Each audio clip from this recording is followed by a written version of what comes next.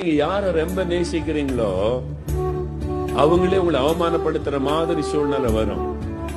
மனம் உடைஞ்சிரும். நம்ம இவ்வளவு நேசிச்சமே, இவ்வளவு அன்பு காட்டினமே, இந்த மாதிரி துரோகம் பண்ணி நம்மளை கேவலப்படுத்திட்டாங்களே.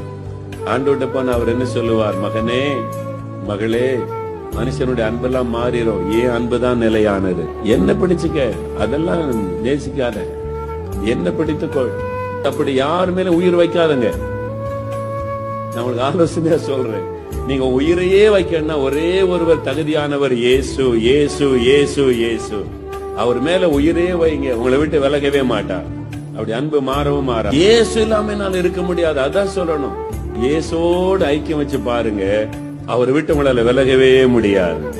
நான் சொல்லுவேன், அவருடைய சமூகத்துல சில சமயம் உட்கார்ந்து, ஆண்டவரே நீர் இல்லாம வாழ முடியாது, நீர் ஒருத்தர் எனக்கு போதும், நீர் ஒருவர் எனக்கு போதும், நீர் இல்லாம வாழ முடியாது ஆண்டவரே. அவர் இல்லாம தாங்க வாழ முடியாது. வேற யார் இல்லாமல் இந்த உலகத்துல வாழ முடியும்? ஆமென். இயேசு இல்லாம தான் வாழ முடியாது. நமக்கு நல்ல தகப்பன், அவர் சிக்ஷிக்கிற தகப்பன். அவர் சிக்ஷையில ஒரு ஆசீர்வாதம் இருக்கிறது, அவர் தண்டிக்கும் பொழுது அதில் ஆசீர்வாதம் இருக்கிறது. சோர்ந்து போகாதிருங்க. ஆண்டவர் சிக்ஷிக்கும் போது சோர்ந்து போகாதிருங்க.